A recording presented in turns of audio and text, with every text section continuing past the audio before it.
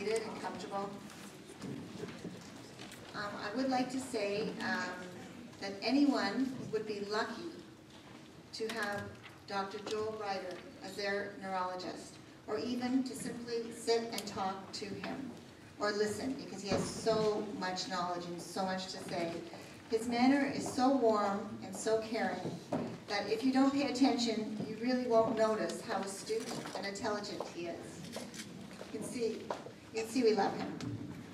Neurologist Joel Reiter is medical director of the Reiter Epilepsy Research Program in Santa Rosa, California. Dr. Reiter is the author of numerous books, including Taking Control of Your Epilepsy and Epilepsy, A New Approach, What Medicine Can Do, What You Can Do for Yourself. His work has been published in numerous medical journals, including Seizure, and has been researched in respected collections of medical research, including complementary and alternative therapies for epilepsy. Dr. Reiter conducted pre-med research at Harvard University and earned his MD from the New York University School of Medicine. He also served as a major in the U.S. Army Medical Corps and as a professor of medicine at the University of California, San Francisco. I'm sure I've missed quite a bit in between, but I do know that you launched a private neurology practice in 1974 and began exploring alternative treatment for epilepsy when he was impressed by Donna Andrews and the work they did. In 1981, they created a pilot project using Andrews' behavioral techniques to treat 6 of Dr. Reiter's patients, all of whom were suffering from intractable seizures. The project proved a remarkable success and led to the creation of the Andrews Reiter Epilepsy Research Center in 1983. During his 3 decades as medical director of the center, Dr. Reiter has overseen the treatment and recovery of thousands of patients, many of whom were considered untreatable cases. His work has earned him widespread acclaim. He has been invited to lecture before medical organizations across the globe, from Stanford Medical School to the International Epilepsy Congress in Prague. Almost retired, he and his son, a medical student, are going to work in a hospital in Bhutan for a month or 2. Anyway, it is with such appreciation that we welcome Dr. Joel Reiter.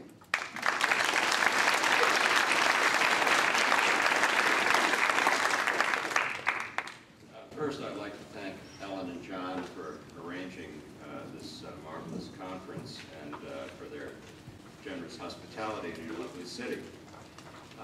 And also Mac and Melanie for making this venue available. It's one of the nicest venues I've had the opportunity to speak in. So Donna and I have been working for over 30 years now, and I, just as background, became interested in the area of what we would call neurobehavioral treatments of epilepsy in the mid-70s. And I became interested mainly because as a neurologist, I noticed this is a physiologic disorder. This is something that's not there all the time, and so maybe we can do something different with it. And my initial interest was in biofeedback, because that's when biofeedback instrumentation was first available. And I worked with some individual patients with what was then an auditory biofeedback unit with some success, but eventually that led me in a course I was teaching in an institute in Berkeley to Donna, who was a student of mine in this biofeedback course, and she came up to me afterwards and said, well, you're right as far as you go, but why don't you go further with this? And so we started, and this is how this project got going. And I want to say that people with epilepsy are the most honest people there are, because you can't hide it if you have epilepsy. All the stresses in your life, whatever's happening, the argument you had with your boss, the check that bounced, the kid that didn't come in until 3 in the morning, the child who has just been called to the principal's office, whatever it is, you can't hide the fact that that affects you, and that affects your life, and that affects what's going on, and whoops, you have a seizure and everybody notices it. Whereas most other people, have similar things going on in their body. It doesn't tell them, and they get sick. They get sicker later on. They have a heart attack, or their back goes out, or they're on 3 different medicines for their stomach, whatever. So everybody has target symptoms in their body that get affected by their life. The thing that makes it different about epilepsy is that when you go to the doctor and refer to the neurologist, nobody pays any attention to this. They don't say, well, maybe there's something in your life that affects your epilepsy. Maybe you have some control over things. Maybe there's something you could notice about when your seizures happen that could have some influence on what you could then do to reduce your seizures, to get better control of your seizures. And that's a problem. That's a problem for most people who have seizures. So what we've set out to do is to develop a process, and I'm going to go through the steps in the workbook we have, which is a systematized approach. It doesn't include everything. It's a schematic of what the process is and what the different elements are. And just like for people with epilepsy, it's an ongoing process to learn this. For us as professionals attempting to help people who have seizures, it's an ongoing process. It's something where we keep learning. We keep learning from every person we see. There's something different. I just had a conversation with 2 women, one of whom I'd known from years back when she was in the program, about seizure control. And the fact is that when you're under a lot of stress, you're getting through stuff, the symptoms don't come on, and then whoops, at the end, when you're relaxing, you have a seizure. And so that's a type of control, actually. That's a type of control that you get through all this, but you can titrate the stress as you're going through that. There are ways you can titrate that response and notice it more, so maybe the seizure doesn't even have to happen at the end. There's a question about nocturnal seizures. To some extent, nocturnal seizures that occur at night are an indication of control as well, because, I think Joshua was talking about, or gave an answer, well, there could have been some argument or some emotional responses going on that were quite strong, and then the seizure happened at night. Well, they didn't happen right then. They happened during the night. So you got through it, you got through the argument, you got through the process. That's a type of control.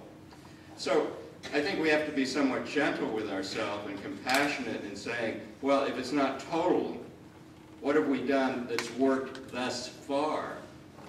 And how can we add to that? Okay. So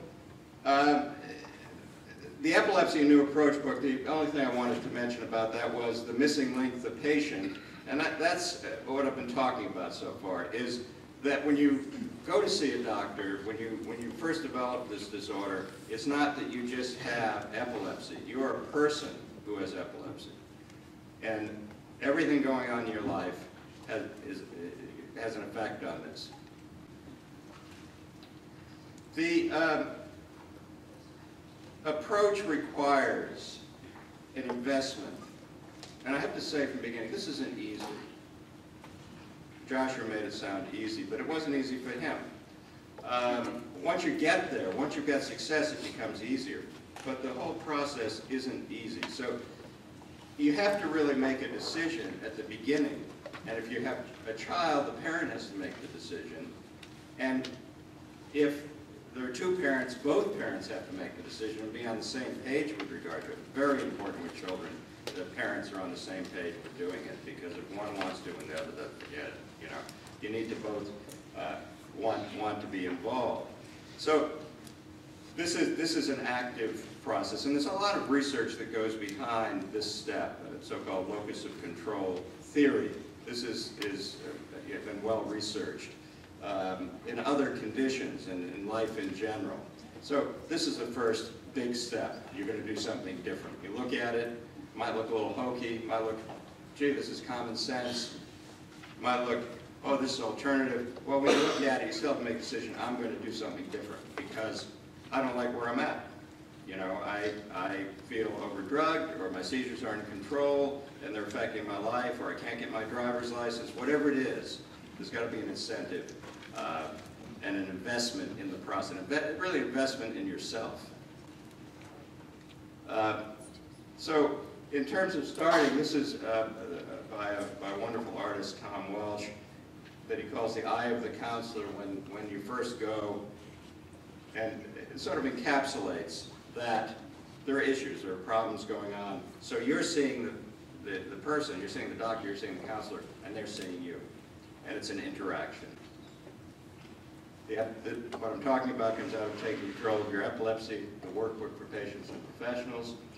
Brings us to the next step, getting support, not going through this alone. And having a mirror, having a reflector for what you're doing. I noticed there was a response or a question from a woman up in the back before about her son noticing when a seizure is going to happen, and breathe. Well, that's a type of support. That's getting support from somebody in the family. But you know, usually with a husband or wife, it's the significant other. It doesn't have to be, but it often is. With the child as a parent, usually one parent is more predominant, but both involved. But it's very important to have somebody to do this process with. And this again, Thomas Walsh, view of the family being involved. Family is very important, and as Donna has said many times, often when she works with a person, she's really not just working with one individual, she's working with everybody in the family, everybody who is important within that family and the dynamic of the family. So this brings us to the next step, and there were some questions about, for Joshua before, about whether he was on anticonvulsant or anti-epileptic drug therapy. And as a neurologist, this often is the point that I'm the bad guy, because often people have come to the Andrews Reiter approach with the idea of substituting it for medication. And I have to say, well, and this is a large percentage of the time, well, you know, medications are actually helpful here. The problem is that you're either on too much of a drug, too little of a drug, no drug, or the wrong drug. And so it could be any of those. And if a person is going to proceed with an approach, and we're ultimately asking people to notice subtle feeling states, subtle changes emotionally and physiologically in their bodies, these can be blunted by medication. These can be, you can take away your ability to recognize them if the dosages are too high. Alternatively, if a person has, say, complex partial seizures which secondarily generalize, meaning they have lapses of attention, but also have grand mal seizures, and the grand mal seizures can be controlled with a medication, it'll make it much easier to handle the complex partial seizures, because there's often a post-ictal confusional state that goes on for days after a big seizure. So if you can avoid that with by taking a medication at a reasonable dose, it is going to be very beneficial and enhance the ability to participate in the process.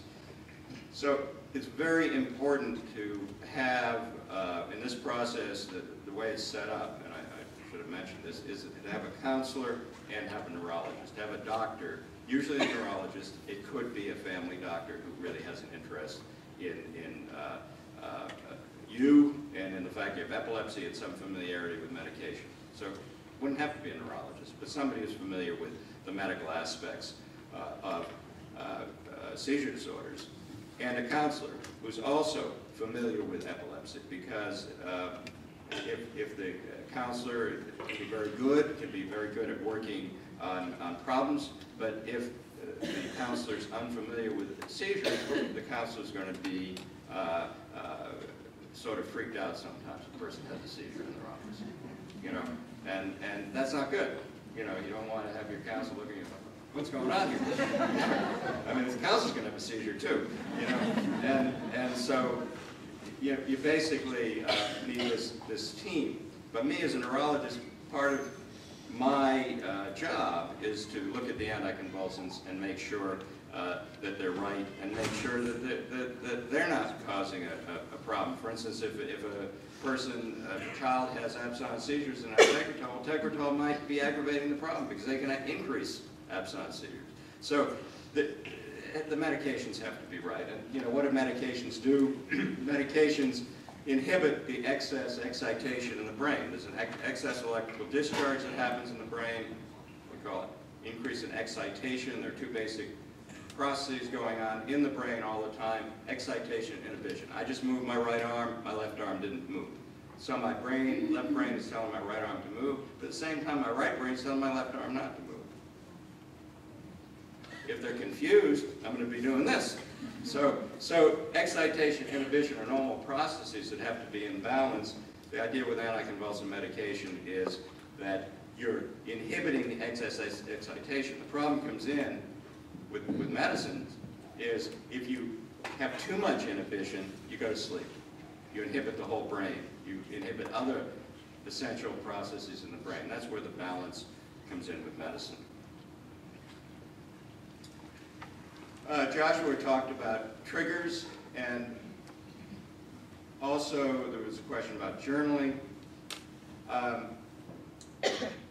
This is a good point to introduce the concept of journaling, which is part of the process, because what we do is we start at the beginning with journaling, from the very beginning, both from the standpoint of quantifying seizures and making notations of various things like interactions, say, with the family, and as the process goes along, introduce new concepts that are then added into the journaling. So we have a chart which might say number of seizures, how strong they are, the frequency, and this is day by day. We get to triggers, and we introduce triggers. That then becomes one of the things that are journaled or charted. Okay. So in terms of triggers, we set out when we were first writing about this to describe three basic types of triggers. Physiologic triggers, sleep, not getting enough sleep, not eating regular meals, missing medications, having a period. All these are physiologic triggers in the body. These are things that need to be observed. Eating too much sugar, not eating enough protein, whatever it is. The second category is external triggers that are relational, interactional. Relationships with your spouse, with your child, with your boss, with your job, with the bank, with your car, whatever it be, okay? These are all relationships that are outside of you, and which part of the book, part of the process, is to develop tools of communication to handle these triggering events better. Like an argument. There can be an external aspect to an argument where somebody's getting mad at you. The boss is making a comment that you feel is a denigration, and then you have an emotional response to it. Well, part of it is to change the communication. Part of it is your own emotional response. The third group is emotional or internal triggers. Anger, fear, worry, frustration. And what we've found over many years is that these are the most profound in terms of their influence on the tendency to seizures. These are perhaps the easiest to work with because they're part of you.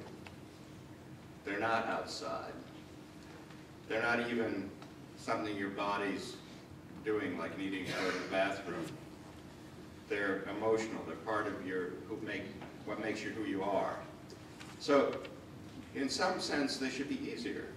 But on the other hand, since we don't see ourselves often in terms of what we're doing, that is, we don't know we're angry, we don't know we're fearful. Maybe the support person who's with us knows that. That's a very good reason to have a support person, because they can reflect what's going on. So again, like most things in life, it's paradoxical. It should be easier, but it is harder, but that makes it easier. So, epilepsy, the tendency to recurrent seizures. To understand and attempt to treat seizures rationally, 3 questions need to be answered. What happens during a seizure? Why do some people and not others have seizures? And the third, why do seizures occur when they do? The first 2 questions can be answered for epilepsies adequately, as for most medical conditions. However, the third question remains unanswered, and this unanswered question is the mystery of epilepsy. Why do they happen when they do? And this is the area where triggers come in. Common seizure triggers. This is just an outline of some research that's been done by various people. I'll get through it quickly. Common seizure triggers. Joanne Dahl, who's a Scandinavian researcher, found most common seizure precipitants are negative stress, muscle tension, which is a response to stress, demanding situations, and panic. Peter Fenwick, who's at Maudsley Hospital in London, found that the most common triggers are tension, depression, tiredness, anger, excitement, boredom. Notice all of those are emotional triggers. Then menstruation, hunger, sex, happiness. Happiness is sort of emotional. I don't know why happiness is down there. You know, people don't have. God, do you think over happiness can sometimes? Yes. Yeah, it can. But it usually is in the anticipatory phase. Right. So you're waiting for that. Yeah. Yeah. If you're expecting it and you're worried that it's not going to come, you know, it's not going to happen. You know. That's yeah. Okay. Study with children. I know there are parents here. This is a study done by some Japanese researchers with epilepsy. At the bottom, you notice inducing factors are more common among patients with partial epilepsies, like complex partial epilepsies and tonic seizures on awakening, which are related to complex partial epilepsy most often, have similar underlying brain abnormalities. Another older study from the 80s, 12 patients with uncontrolled seizures were monitored. Conclusion, high stress levels and stressful events were associated with more frequent seizures. Negative emotions were most powerful, while positive events seldom correlate with increased seizures. Seldom. Positive events can be an issue. They're less common. So now we have the emotions, and we're journaling this. You have a seizure. You notice the trigger. Okay. There was a question before about how far back do you go in terms of noticing what happened. I think with triggers, you go back for days. You could even go back for weeks. And actually, a trigger may build over weeks because there can be an interaction that's been going on for quite a while. So it doesn't have to be an hour before a day, the same day. It can be previous to that. And so the question is then, you have negative emotions, they're most common, what do you do with it? And you can go and scream. I mean, that was, it was a movie when I screamed. Anyway, that's one way to handle it. There are all sorts of ways to handle it. But dominant emotion, let's just get into the area of emotions. Dominant emotions, Donna's going to talk more about this. Left and right brain have a predominance. And, if you look at this, you could say, well, but, I'm more right brain, but I get angry. Yeah, everybody has all these emotions. But what's the dominant emotion? What is more likely to be triggering the seizure? And I think that's the important issue. Left brain tends to be more anger and concomitants of anger, frustration, or anticipation. So we get the excitement there. Right brain, fear, guilt, and euphoria. Each of these have a trap. When I see patients, I say that it's a bear trap. One of the biggest bear traps is trying to change somebody else. We get back to the first step of the book, making the decision to begin the process of taking control. That's an individual, personal decision. If somebody else makes a decision for you, that's a bear trap for them because you didn't make the decision. So, left brain mood traps, depression and withdrawal.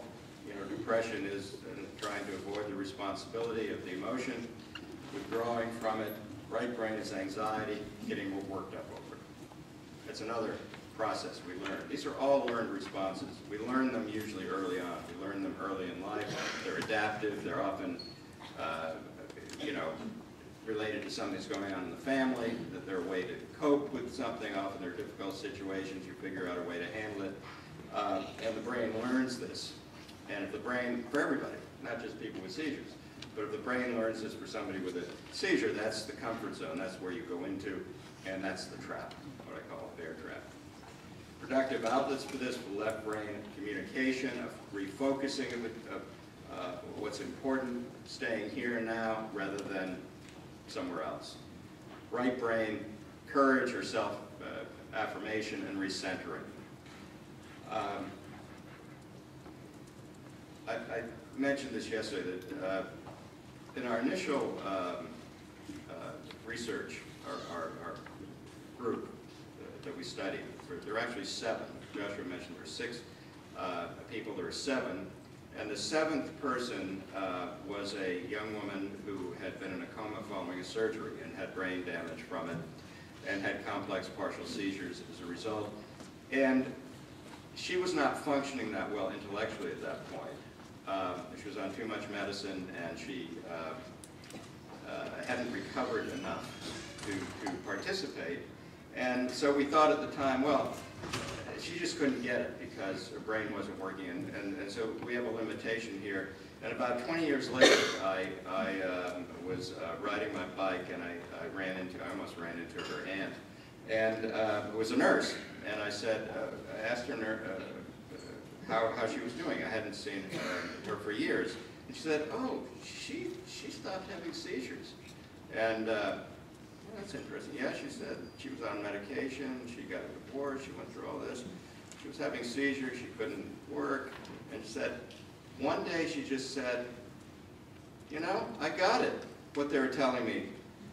And I started doing self-affirmations, affirming that I was okay, affirming I could do things, and you know what? My seizures just started going down like that.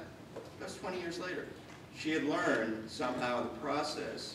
So what that meant to me was there isn't a limitation to who can learn this. That is, her IQ was not that low, it was in the 80s or high 70s, but that wasn't a limitation. Her actual IQ hadn't gone up, but her ability to do this had gone up. Okay. So I'm going to just skip over biofeedback quickly here. Biofeedback is just a tool that can be used in this approach. If it's available. If it's not available, the approach can be used without biofeedback. It actually has, with the intensive work she's done, not used biofeedback. But what biofeedback is a instrumentation or tool that allows you to know what brainwave state or muscle tension state you're in.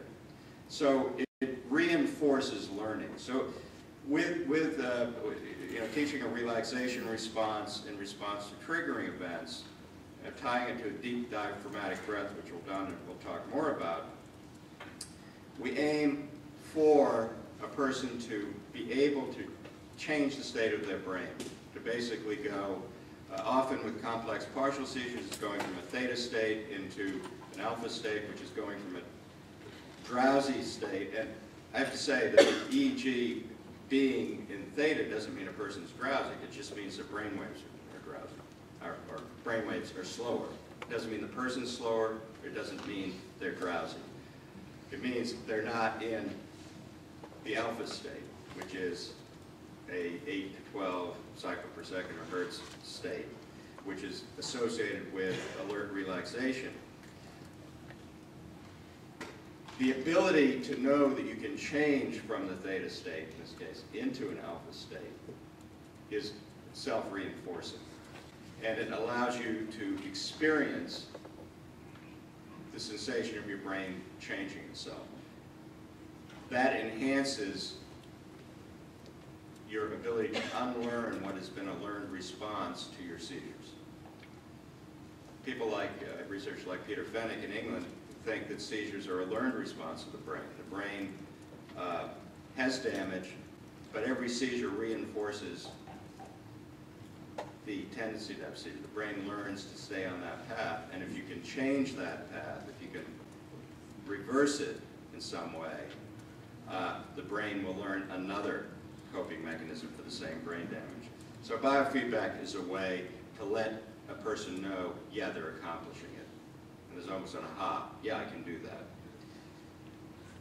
This is a picture that just reminds us of how long Donna and I started this process.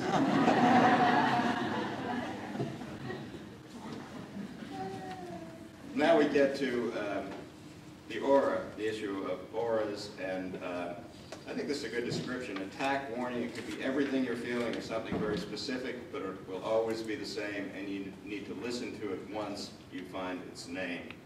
And Don is very good at helping you find a name for it.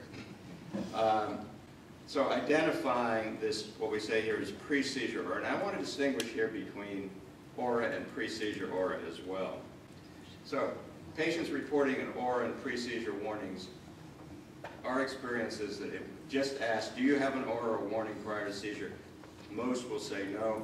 If asked, do you ever feel that you know when a seizure is coming on? Most people say yes. So how the question is asked will have an effect on what the answer is. When asked, how do you know? Most people say there's a feeling state, an emotional state, an environmental condition, or human interaction that precedes the seizure. So there's something going on that is recognizable. Now, the aura itself, the seizure aura, is actually the beginning of the seizure. Symptoms depend on the part of the brain where the seizure begins, like a flashing light, occipital lobe, tingling, parietal lobe, unpleasant smell, olfactory, nose, twitching of an extremity, the motor area, inability to speak, the dominant hemisphere, speech area. And this comes from the beginning of an electrical discharge in the brain that controls whatever the function is, vision, sensation, emotion, motor function, or speech. The pre-seizure aura is a warning which is more subtle.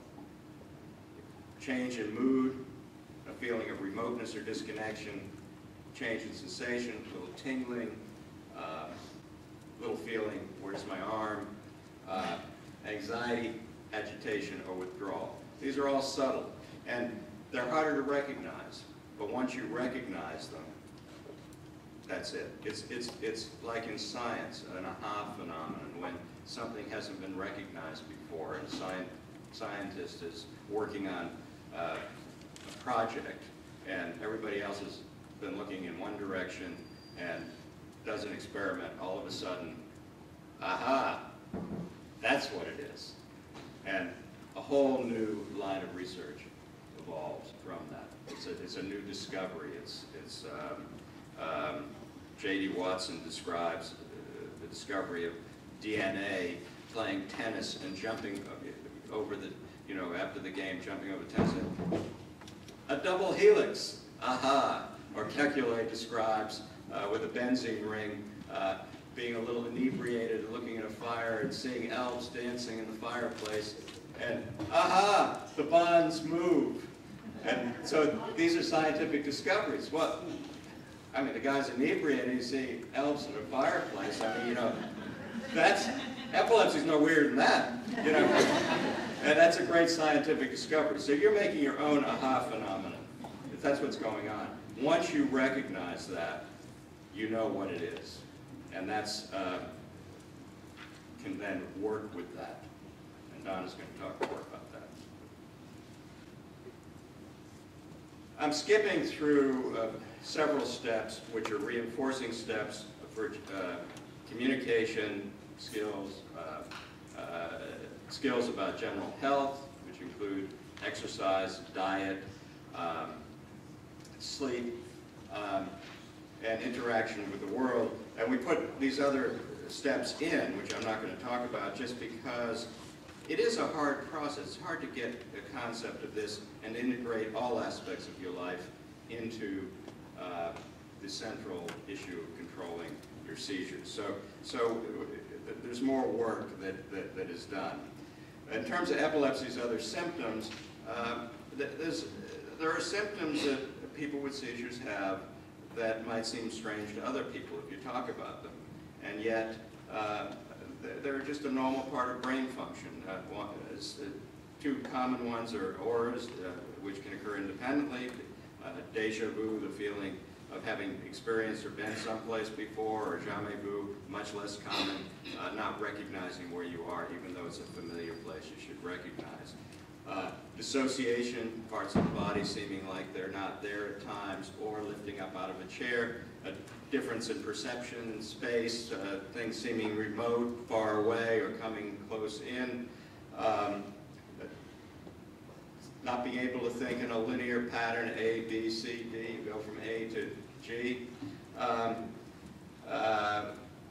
Thinking seeming more scattered, memory not functioning quite as well as you want. These are all symptoms that are common when people have seizures, and they really don't mean there's something wrong with you. It means you have to understand your brain and know what's usual for you, and that it is part of the way your brain works, and there's some positive things that come out of it.